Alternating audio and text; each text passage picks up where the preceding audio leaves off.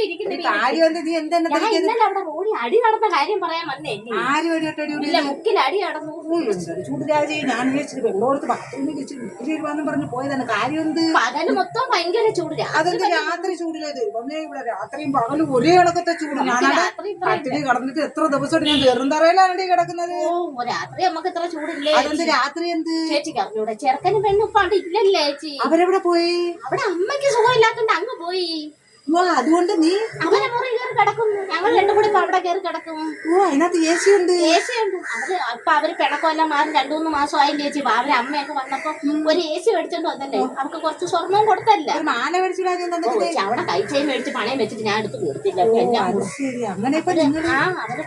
അവൻ വിളിച്ചപ്പോ ഞങ്ങൾക്ക് മോനെ അവിടെ അസുഖം എല്ലാം മാറിയിട്ട് അവരെ അമ്മയുടെ അസുഖം എല്ലാം മാറിയിട്ട് വന്നാ മതി പെട്ടെന്ന്. പക്ഷേ എന്റെ മരുമോള് അവരെ ആളുകൾ കൊണ്ടുവന്നിട്ട് പാട്ട് അലമാര എന്നിട്ട് അവളെ പൊങ്ങലാടി.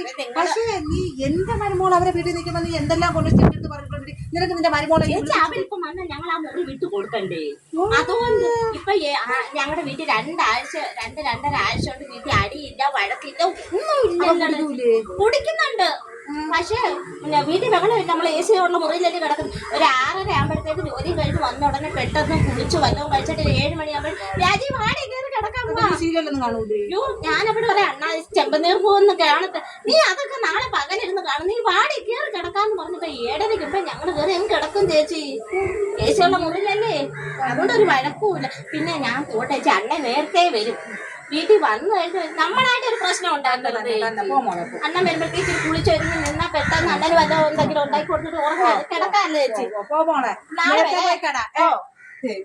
നാണം ഉണ്ടെങ്കിൽ ഇവള് മരുമോളെ മോന്റെ പെരേ കയറി കിടക്കോ? AC ഉണ്ടെന്ന് ഇവള് പൊങ്ങല് നോക്ക്. എന്റെ ദൈവമേ, എന്റെ കൊച്ചിന് ജീവൻ ഉണ്ടെങ്കിൽ ഇവള് ഇനിത്തൊട്ട് 7 മണിക്ക് മുമ്പ് ഇവിടെ ബെഡ്റൂമിൽ കയറൂല. എന്റെ ഭഗവാനെ, ഇവള് നാണം ഉണ്ടാ. 7 മണി ഇവള് 11 മണി കഴിഞ്ഞാൽ ഇവിടെ ബെഡ്റൂമിൽ കാണൂല. അവളെ മരുമോളെ വിളിച്ച് പറയണം അവരെ ബെഡ്റൂമിൽ ഇവളാണ് കയറി. ഇവള് എന്തെങ്കിലും മൂട്ടിച്ചെന്ന് പറയാം.